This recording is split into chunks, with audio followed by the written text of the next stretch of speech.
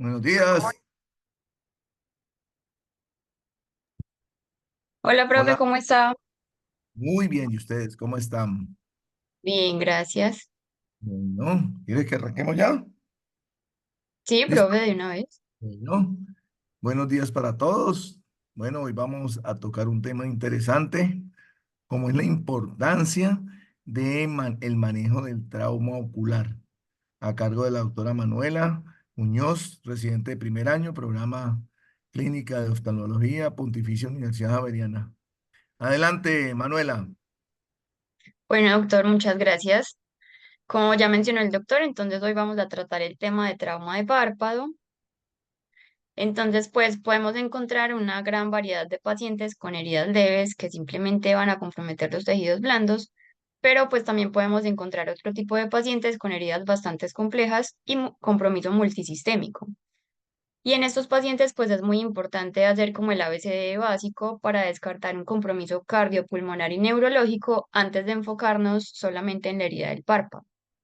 Entonces, cuando tenemos una herida con exposición grasa, como vemos acá en esta imagen, esto nos va a indicar que hay un compromiso profundo y se debe sospechar que hay extensión al ojo, la órbita o el cerebro. Y en este caso es necesario solicitar una neuroimagen que incluya no solo el cerebro, sino también entonces la órbita. En esta primera imagen, entonces, podemos ver como una laceración que adicionalmente tenía un cuerpo extraño. En esta segunda, múltiples laceraciones faciales por mordedura de perro. Esta que ya les mencioné, pues que es una laceración con exposición de la grasa orbitaria. Y en esta última, vemos acá en el área infraorbitaria una perforación secundaria a una caída sobre una rama que penetró la órbita, el cerebro y posteriormente generó una equimosis palpebral.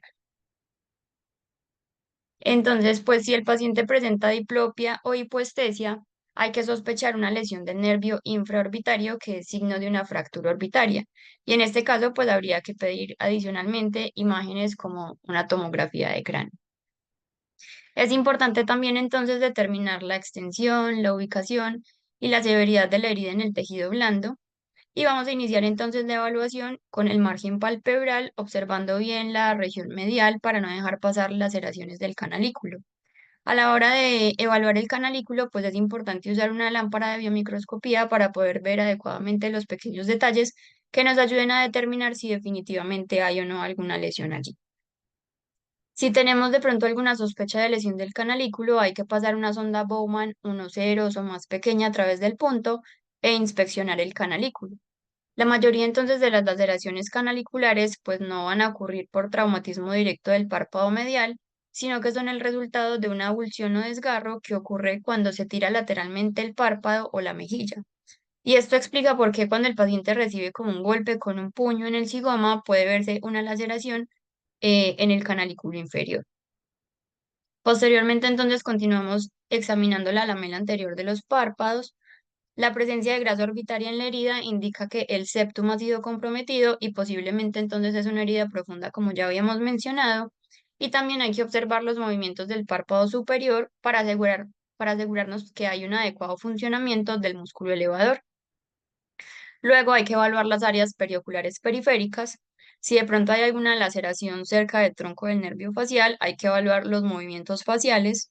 Y acá en este paciente entonces apreciamos una laceración tanto del canalículo inferior, pues que es evidente, y del superior, que no es tan evidente.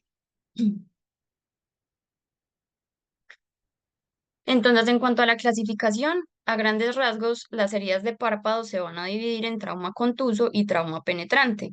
Entonces, las vamos a dividir también en las siguientes. La contusión, pues que va a ser por un golpe seco. Los signos principales van a ser equimosis y edema.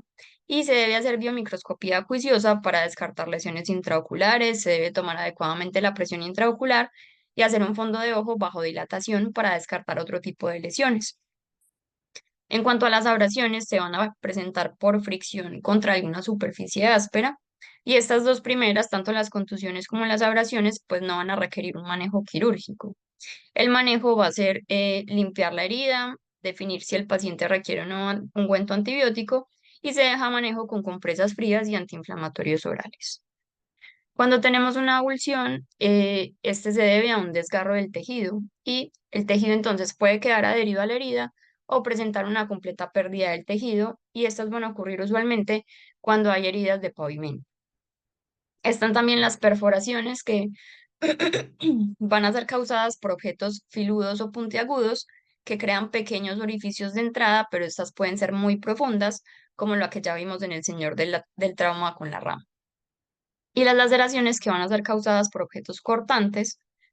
Cuando son cortes limpios o heridas simples, se puede cerrar simplemente la primera capa y estas sanan dejando una mínima cicatriz, pero cuando comprometen la grasa orbitaria, usualmente van a requerir un cierre por planos. Y estas heridas entonces deben repararse dentro de las primeras 12 a 24 horas de ocurrido el evento. En cuanto al abordaje, entonces estas heridas deben ser abordadas de manera ordenada. Hay que hacer una historia clínica completa, Gas, registrar la mejor agudeza visual asistentes para cada ojo, incluso son tecnología, evaluar así como otros colegas minuciosamente, de otras instituciones. El objetivo principal de evaluar entonces minuciosamente el globo y la órbita, obtener estudios radiológicos adecuados, tener un conocimiento detallado de la anatomía palpebral y orbitaria y garantizar la mejor reparación primaria posible. En cuanto a las laceraciones que no comprometen el margen palpebral, estas pues van a afectar solo la piel y el músculo orbicular de los ojos. Por lo general, requieren solo suturas cutáneas y pueden ser con o sin suturas subcutáneas escondidas. Se pueden evitar cicatrices innecesarias siguiendo los principios básicos de reparación, incluido el debridamiento conservador de heridas, el uso de suturas de pequeño calibre, la versión del borde de la herida y y el retiro temprano de los puntos. Antes de la reparación se debe identificar y eliminar cualquier cuerpo extraño que haya en la herida, y la herida debe irrigarse adecuadamente. El prolapso de la grasa orbitaria en la herida es también una indicación para la exploración del músculo elevador y de la aponeurosis. Si hay de pronto algún daño en alguno de estos, se deben reparar cuidadosamente para permitir que el músculo elevador continúe funcionando adecuadamente. La retracción del párpado superior y la fijación al borde orbitario superior van a ser comunes si el tabique orbitario se incorpora inadvertidamente a la reparación. Y de manera similar, las laceraciones del tabique orbitario no deben suturarse para evitar la retracción del párpado por acortamiento vertical del tabique orbitario suturado. Ay, profe, espere que no se me ocurre.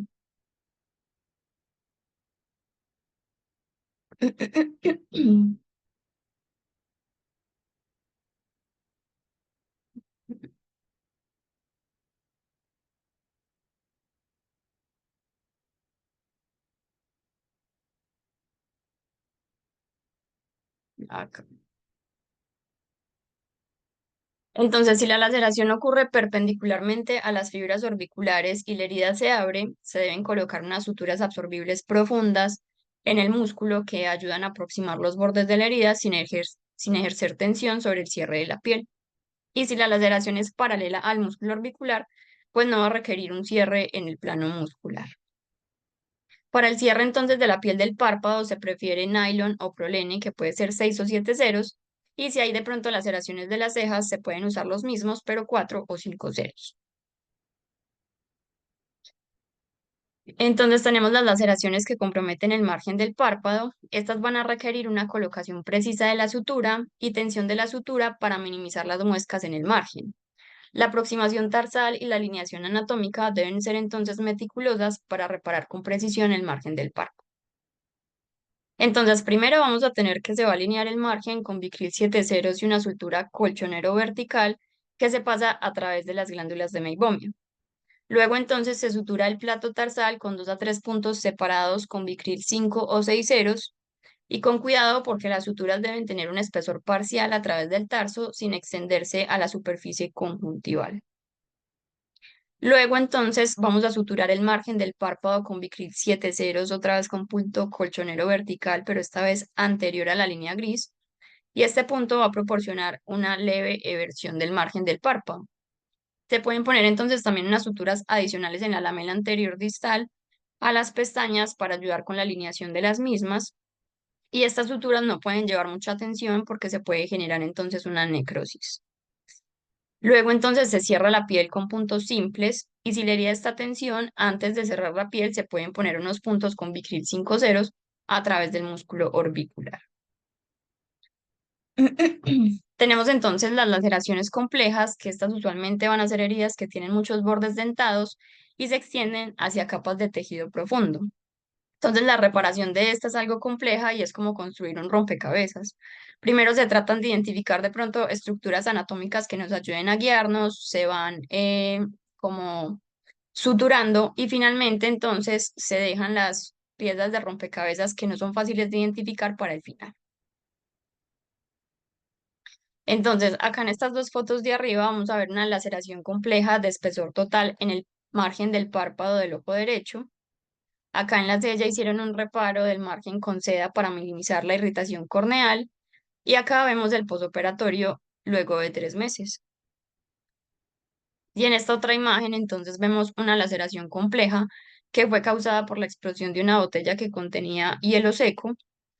Primero entonces debemos descartar heridas profundas, remover cuerpos extraños y no debridar el tejido, porque este tejido usualmente se va a reparar muy bien y nos ayuda entonces pues con la reparación completa del párpado.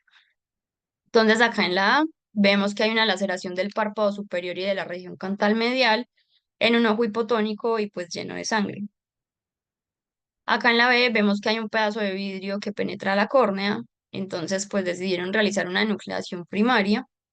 Y acá en la D vemos que en la flecha pequeña está señalando el punto lagrimal y las flechas grandes están señalando los extremos cortados del canalículo.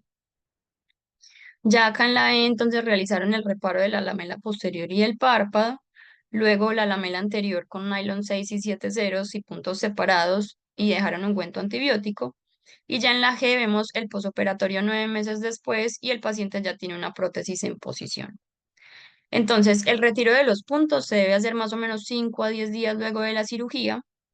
Recordemos que la cicatrización superficial de la herida sea en las primeras 2 semanas y ya la maduración de la cicatriz puede tardar hasta 6 a 12 meses.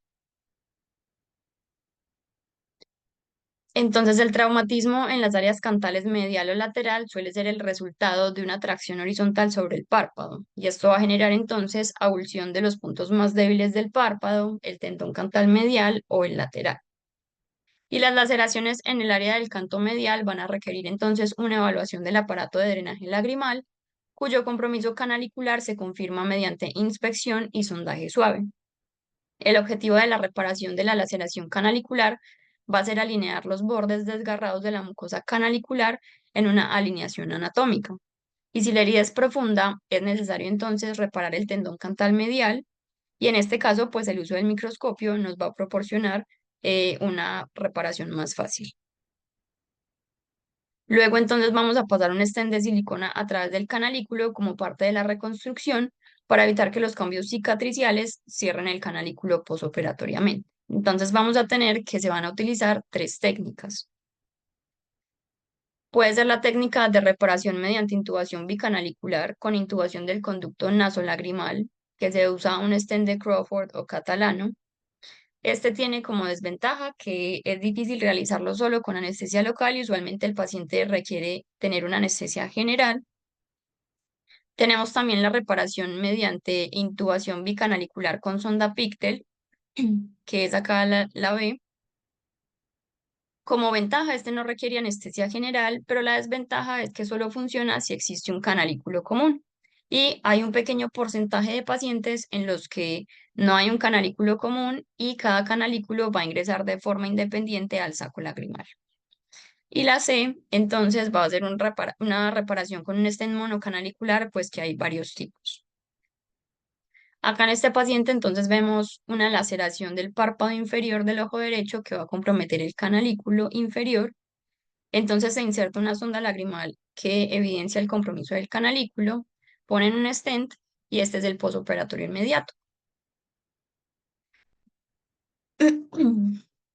Entonces esta es la reparación del canalículo con stents Crawford. Entonces va a incluir, primero hay que identificar los extremos cortados del canalículo. La mucosa se puede ver como un anillo rosado o blanco y es difícil de identificar cuando hay abulsión del saco lagrimal, entonces puedes usar el microscopio para ayudarnos en este caso. Entonces, primero vamos a pasar un stent a través del canalículo desgarrado. Se pasa a través primero del punto sano, luego salimos por la región distal del canalículo lacerado y finalmente atravesamos la región proximal del canalículo. Vamos entonces a pasar el stent al conducto nasolagrimal, recuperamos el stent y lo sacamos por la nariz. Se puede usar un director ranurado de Anderson Juan o un gancho de Crawford y se repite también el mismo paso por el canalículo opuesto. Vamos a suturar el tejido pericanalicular.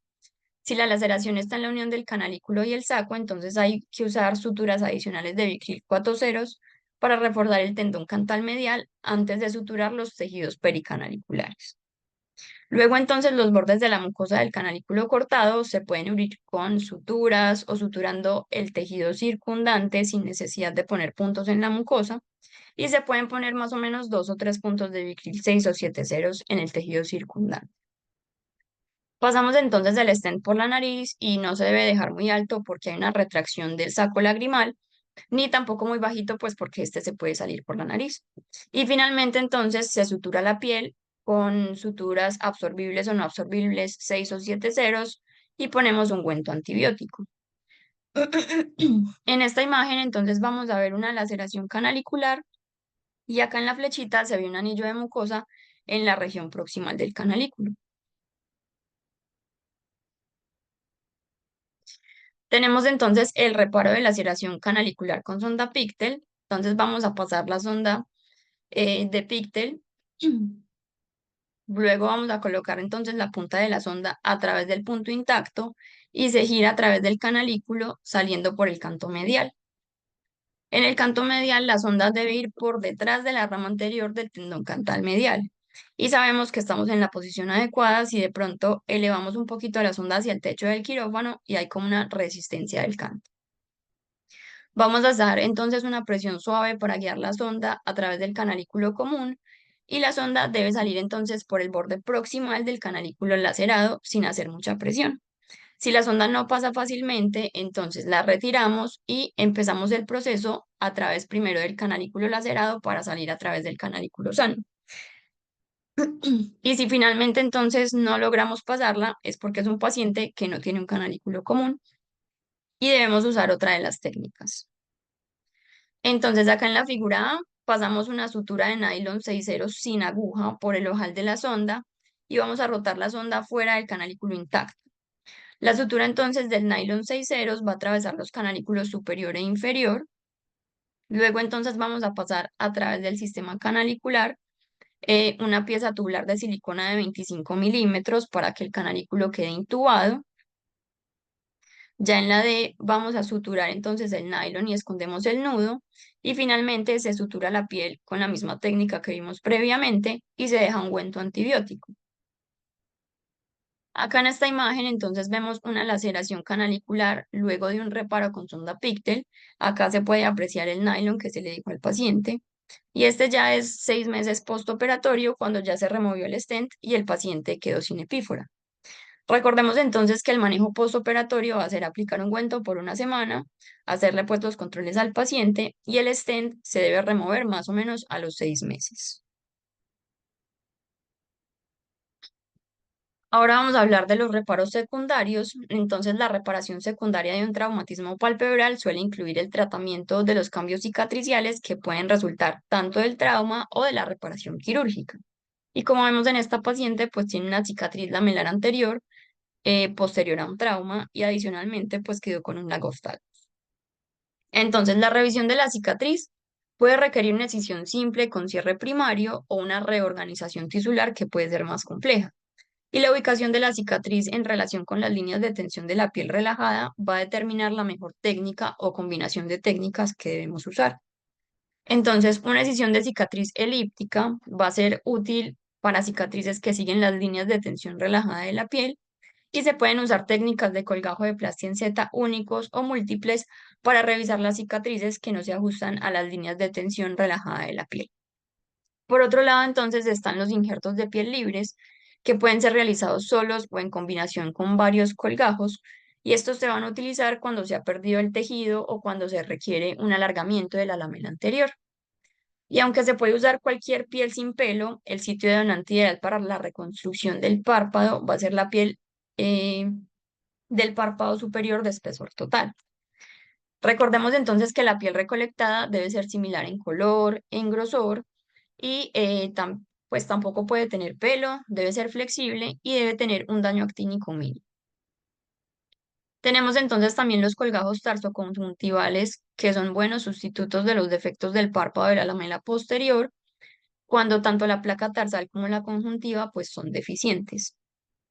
Y antes de considerar el tratamiento para una tosis traumática, se debe dar al paciente un chance de 3 a 6 meses para que ésta mejore espontáneamente, a excepción de que sea un niño y pueda desarrollar ambliopía.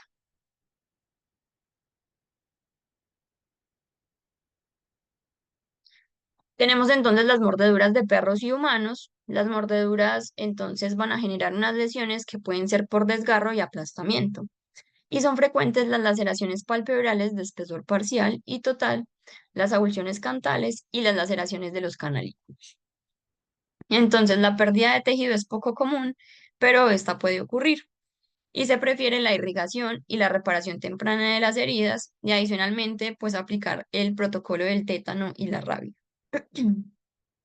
También se recomienda el uso de antibióticos sistémicos para la flora de organismos mixtos, sobre todo en mordeduras de perros, que con mayor frecuencia pues van a incluir Pasteurella canis y también microorganismos tanto aerobios como anaerobios.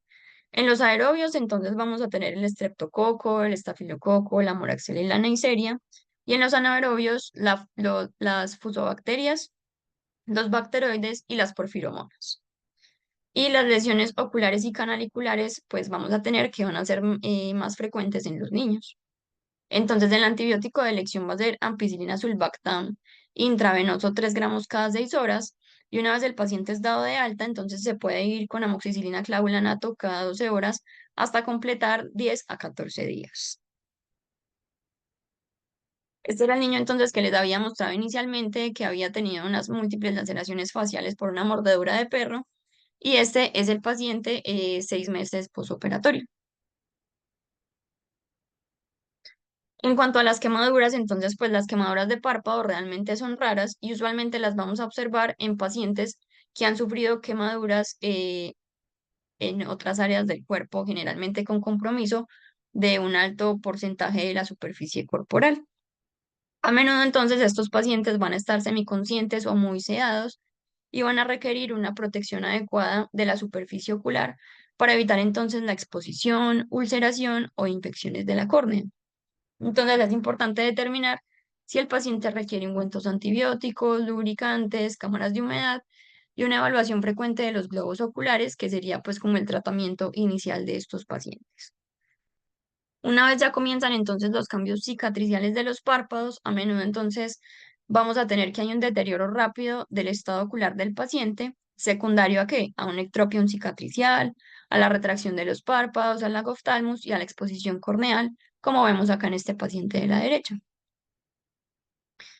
Entonces, cuando se utilizan tarsorrafias, estas siempre deben ser más extensas de lo que parece inmediatamente necesario y desafortunadamente, pues con la progresión de la tracción cicatricial, incluso las adherencias palpebrales más agresivas pueden presentar dehiscencias. Se sabe entonces que el uso temprano de injertos de piel de espesor total, de membrana amniótica y de varios tipos de colgajos pueden reducir eficazmente la morbilidad ocular en estos pacientes. Y la cicatrización también se puede reducir con el uso temprano de láser fraccional ablativo y moduladores de las heridas como el 5-fluorouracilo. En cuanto a la reconstrucción del párpado y del canto, entonces esto va a aplicar a defectos resultantes de la resección del tumor, así como a los defectos congénitos y el trauma. Entonces existen varias técnicas que pueden ser apropiadas para la reconstrucción de un defecto del párpado y la elección del procedimiento va a depender de múltiples factores. Entonces acá juega un papel importante la edad, las comorbilidades del paciente, el estado de los párpados, el tamaño, la posición del defecto y las preferencias del cirujano. Entonces vamos a tener que las prioridades a la hora de una reconstrucción del párpado va a ser preservar la función del párpado, desarrollar un margen palpebral estable, asegurar un cierre adecuado del párpado para protección ocular, mantener una altura vertical adecuada del párpado, crear una superficie interna lisa y epitelizada y maximizar la cosmetis y la simetría. Los principios para la reconstrucción de párpado entonces van a ser que se puede reconstruir la lamela anterior del párpado, tanto anterior o posterior, con un injerto, pero no ambas. Y una de las capas debe proporcionar un suministro de sangre. Hay que dirigir la tensión de manera horizontal para minimizar la tensión vertical. Hay que mantener una fijación cantal suficiente y anatómica. Hay que hacer coincidir el tejido similar en color y grosor entre sí. Y hay que minimizar el área del defecto tanto como sea posible antes de dimensionar, poner un injerto. Tenemos entonces defectos que no comprometen el margen del párpado. Los defectos que no afectan a los márgenes del párpado se pueden reparar mediante cierre directo si la reparación no distorsiona el margen del párpado. Si el defecto es muy grande, se pueden usar avances o transposición de colgajos de piel y la tensión de cierre debe dirigirse de manera horizontal porque la tensión vertical puede generar retracción o entropión del párpado. Los colgajos más usados son los de avance, de rotación y transposición rectangulares. Estos suelen proporcionar la mejor compatibilidad tisular y resultado estético, pero requieren una planificación para minimizar las deformidades secundarias. Tenemos entonces que la piel del párpado superior suele ser la mejor opción para para la reparación del defecto lamelar anterior del párpado inferior. La textura, el contorno y la estética finales suelen ser mejores con este tipo de colgajos. Se pueden entonces usar también injertos de piel preauriculares o postauriculares, pero su mayor espesor puede limitar la movilidad del párpado superior. Y si el flap no es suficiente, los defectos del párpado inferior se rellenan mejor con injertos entonces de piel también preauricular o postauricular. Si no hay disponibilidad del párpado o de las áreas auriculares, se pueden entonces usar injertos de espesor total de la fosa supraclavicular o de la parte interna del brazo. Y los injertos pueden ser ligeramente más grandes porque es probable que se produzca una contracción. También es importante evitar el uso de injertos de espesor parcial en la reconstrucción del párpado y se recomienda solo en el tratamiento de quemaduras faciales graves cuando no se dispone de otro tipo de piel de espesor total para la reparación. Tenemos entonces defectos que comprometen el margen del párpado. Em, el cierre primario entonces suele emplearse cuando se compromete un tercio o menos del margen del párpado. Si se trata entonces de un área mayor, ya puede ser necesario el avance de tejido adyacente o el injerto de tejido distante. Y la rama superior del tendón cantal lateral se puede liberar para permitir una movilización medial de 3 a 5 milímetros del margen y se debe tener cuidado para evitar los conductos lagrimales en el párpado superior lateral.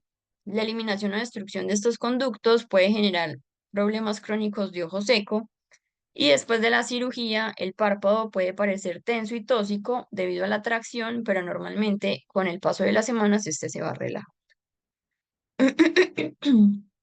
Entonces en esta imagen vemos primero un cierre primario con o sin cantotomía lateral o cantolisis superior. En la segunda hay un flap semicircular. En la tercera un flap adyacente tarsoconjuntival con injerto de piel de espesor total. Acá en la D vemos que hay un injerto y flap libre transconjuntival. En la E un flap de avance de espesor total de párpado inferior.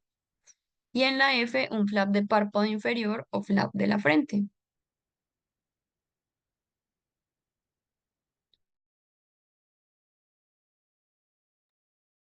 Podemos entonces tener también defectos moderados del párpado superior. Estos se presentan cuando hay un compromiso del 30 al 50% del margen palpebral y pueden repararse mediante el avance del segmento lateral del párpado y el tejido temporal. Se libera el tendón cantal lateral y se hace un colgajo de piel semicircular debajo de la ceja lateral que se va a extender desde el canto para permitir una mayor movilización del párpado. y se debe evitar pues la rama temporal del nervio facial al realizar una incisión del colgajo. Es posible que se requieran procedimientos para compartir el tarso cuando se compromete el párpado inferior en pacientes más jóvenes que tienen menor laxitud del párpado.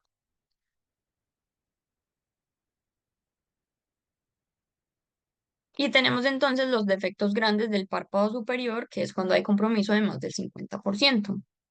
Estos defectos entonces probablemente van a requerir técnicas de párpado compartido.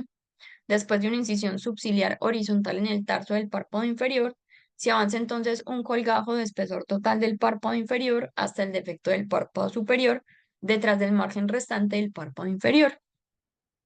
Este procedimiento entonces requiere un segundo tiempo para abrir los párpados y a menudo se puede dar como resultado un párpado superior grueso y relativamente inmóvil.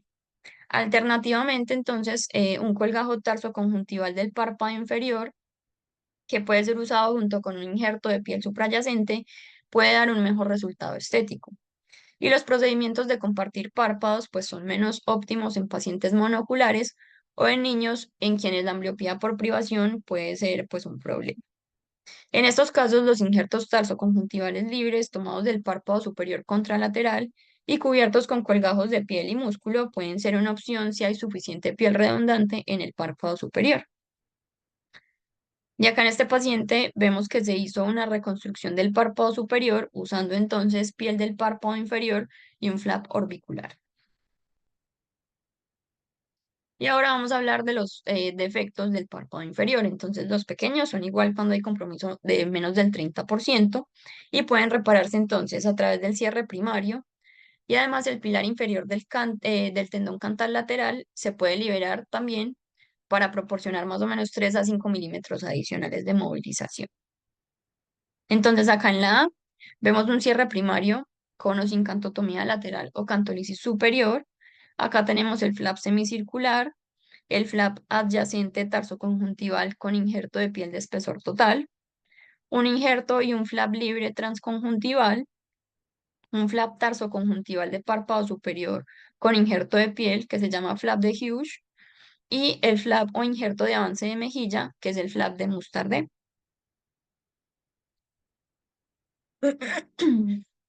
Entonces ahora tenemos los defectos moderados del párpado inferior. Recordemos que es cuando hay compromiso del 30 al 50%. Los colgajos semicirculares de avance o rotación que se han descrito para la reparación del párpado superior también se pueden utilizar para la reconstrucción de defectos moderados en el párpado inferior.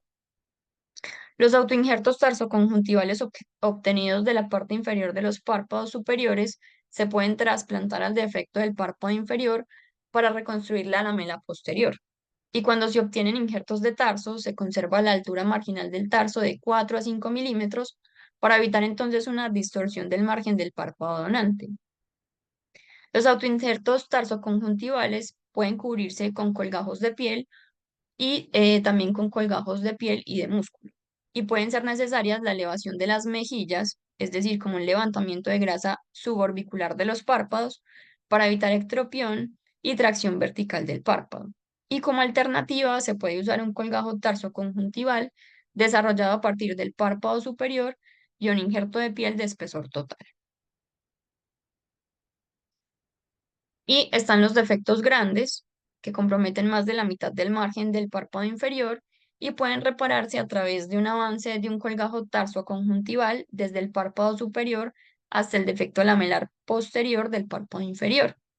Posteriormente, entonces, se va a crear la lamela anterior del párpado reconstruido con un colgajo de piel de avance o en la mayoría de los casos un injerto de piel libre tomado del área preauricular, postauricular o del párpado contralateral y por lo tanto este colgajo de Hughes modificado va a dar lugar a la colocación de un puente de conjuntiva desde el párpado superior a través de la pupila durante varias semanas, como podemos ver acá en la imagen. Luego entonces se libera el pedículo vascularizado de la conjuntiva en un segundo tiempo por etapas y una vez se revasculariza el colgajo del párpado inferior, esto ocurre más o menos 3 a 4 semanas después. Las técnicas de intercambio de párpados deben ser usadas con precaución en los niños, como ya mencionamos previamente. Los colgajos de mejilla giratorios grandes pueden funcionar bien para reparar grandes defectos lamelares anteriores, pero pueden requerir un sustituto tarsal como un autoinjerto tarsoconjuntival libre, mucosa del paladar duro o un colgajo de Hughes para reemplazo de la lamela posterior. Y tanto el colgajo de rotación de la mejilla como el colgajo de rotación semicircular frecuentemente van a dar como resultado un canto lateral redondeado que puede mitigarse creando una incisión muy alta hacia el extremo lateral de la ceja, eh, y esta incisión va a emanar de la comisura lateral. Acá en la imagen entonces vemos una reconstrucción de un defecto lamelar anterior grande con un flap rotacional de la mejilla. Este defecto acá. eh,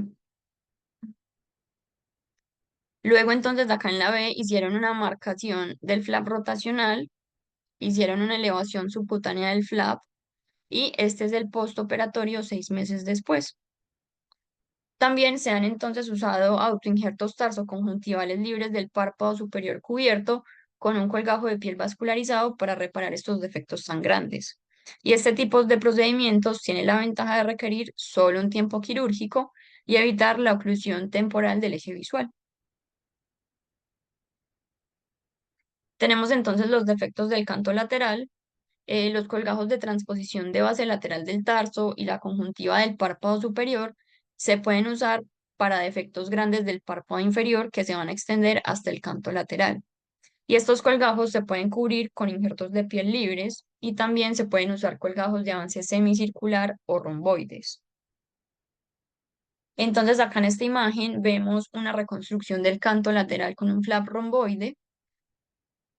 Vemos un defecto bastante grande en el canto lateral, se marca el flap romboide, se hace la transposición del flap y este es el postoperatorio 6 meses después. Las tiras horizontales de periósteo y o fascia temporal profunda que se dejan adheridas al borde orbitario lateral se pueden girar y unir a los márgenes restantes del párpado para reconstruir toda la lamela cantal posterior lateral. Y se puede usar un colgajo pediculado de periósteo en forma de Y para la reconstrucción de toda la lamela lateral cantal posterior de los párpados tanto superiores como inferiores. En esta imagen entonces vemos que también tiene un defecto cantal lateral bastante grande. Acá en la B hacen una elevación del flap periósteo usado para la reconstrucción de la lamela posterior y que está acá como señalado por la flecha. En la C vamos a tener el avance del flap pediculado del párpado superior para reconstruir la lamela anterior del párpado inferior y este es el postoperatorio 6 meses después. Ahora tenemos los defectos del canto medial. El área del canto medial pues suele repararse con injertos de piel de espesor total o también mediante diversas técnicas de colgajos, aunque la granulación espontánea de los defectos lamelares anteriores ha demostrado pues tener un éxito variable. En este paciente vemos una reconstrucción del canto medial por un injerto de espesor total de la piel y este es el postoperatorio 6 meses después del injerto, y usaron un injerto de la cara interna del brazo.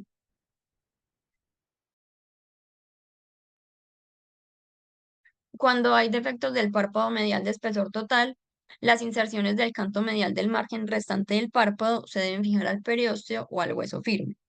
Y esta fijación se puede lograr con una sutura permanente pesada, con un alambre o mini placas de titanio.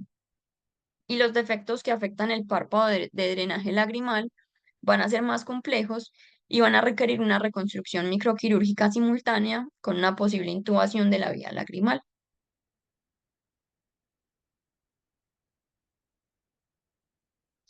Y eso sería todo lo que les traía para el día de hoy. Manuela, muy bien, gracias. ¿Alguna pregunta? Yo les tengo una pregunta. Cuando hacemos estas reconstrucciones que mostró Manuela, ¿cuál consideran que es la complicación más frecuente que tenemos en estos pacientes?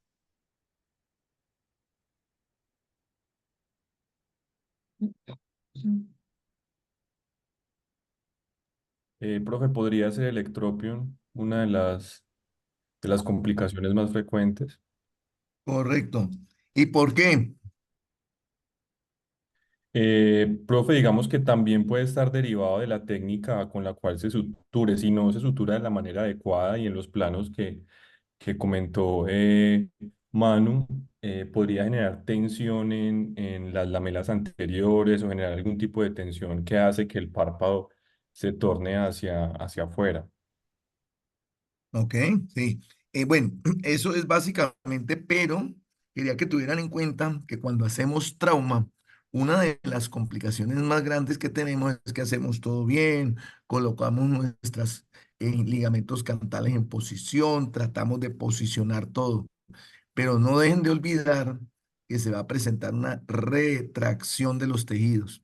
Y a veces uno hace la cirugía feliz, le quedó el paciente súper bien, lo ve al otro día y el paciente va muy bien. A los 8 días el paciente todavía va bien y a los 15 días empieza a ver que el párpado empieza a retraerse, a retraerse.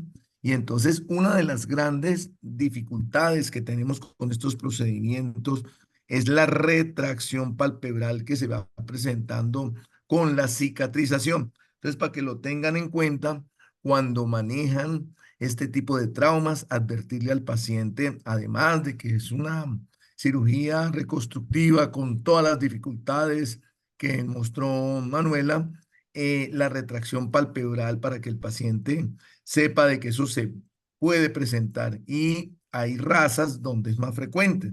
El paciente de tez negra tiene más tendencia a hacer retracción.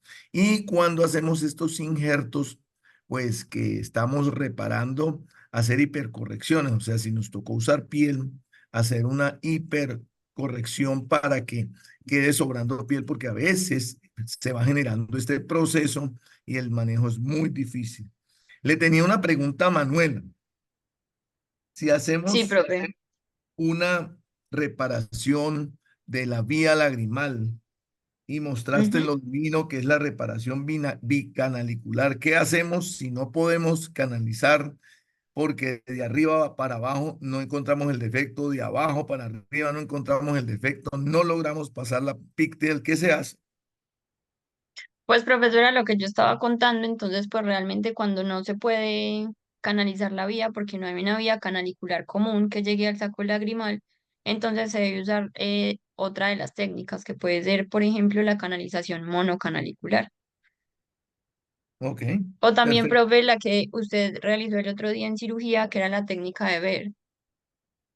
Eso. Entonces la pregunta iba encaminada porque en estos días hicimos un trauma con Manuel y fue imposible. O sea, uno a veces cree que eso es muy fácil y entra y como siempre lo logra, pues a veces no lo logra. Entonces nos pasó que no logramos en una eh, trauma de la vía lagrimal con ruptura, canalizarlo, pasamos las diferentes colas de marrano que tenemos y no logramos. Entonces, ¿qué se hace? En este caso usamos una cosa que se llama la barra de Beers. Esa barra de Beers es una barra metálica que la armamos en sala de cirugía. ¿Con qué? Con una seda negra 5-0. Y lo que hacemos es que esa aguja que es curva, la volvemos recta, le cortamos la punta para que no quede penetrante y entonces colocamos por el defecto, buscamos el defecto donde entramos en el punto lagrimal y buscamos el sitio donde pensamos que está la continuidad de la vía lagrimal y eso se afronta y se deja ahí por unos 15, 20 días. Es una manera uno de lograr canalizar la vía lagrimal y no dejarla perdida. En este caso nos favorecía que era una vía lagrimal superior que no pudimos canalizar, entonces pues uno va más tranquilo, pero cuando es inferior el paciente va a quedar con probablemente secuelas si esa opción de la canalización monocanalicular no funciona. Entonces quería contarles eso que ya nos pasó.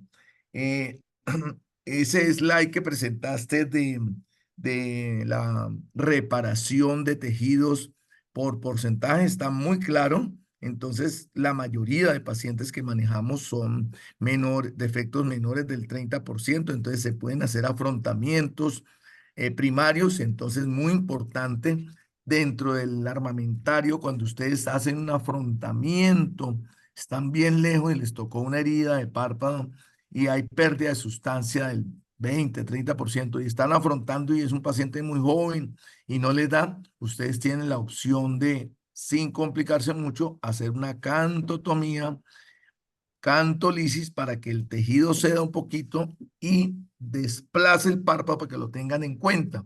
Entonces, ahí hacen el afrontamiento y después hacen la reparación y se reconstruye el canto lateral, el canto externo, para que lo tengan en cuenta. Eso quería contarles.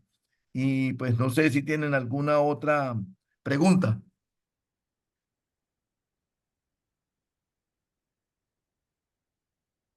Bueno, la otra importante que Manuela les contó, que me parece que es muy importante que no pase por alto, es que cada vez que tengan un trauma y ustedes vean grasa, sospechar que es un trauma intraocular porque a veces pasamos desapercibidos, se ve el ojo bien, la presión bien y muy probablemente pueda haber un trauma del globo ocular posterior y después nos vamos a dar cuenta. Entonces, no pasar desapercibido ese tipo de accidentes donde puede haber perforaciones posteriores muy pequeñitas, pero las hay y porque un signo es que haya protrusión de grasa, que quiere decir que hay un trauma muy posterior.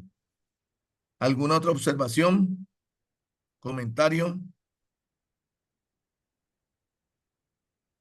Bueno, la última para que mm, es que cuando tengan este tipo de traumas, no se les olvide fotografiar al paciente, porque después el paciente va a venir con la retracción, que quedó con lagrimeo, que el canto lateral o medial le quedó alto, bajito. Entonces, cuando uno tiene la evidencia prequirúrgica de cómo llegó el paciente, pues tiene para defenderse, porque estos pacientes después, al rato, están hablando de que hubo malas intervenciones, que no se hizo adecuadamente la cirugía. Entonces, es muy importante el archivo de las fotos del paciente, ¿ok? Bueno, entonces, una feliz semana para todos. Chao. Gracias, Manuela. Chao, profe, gracias.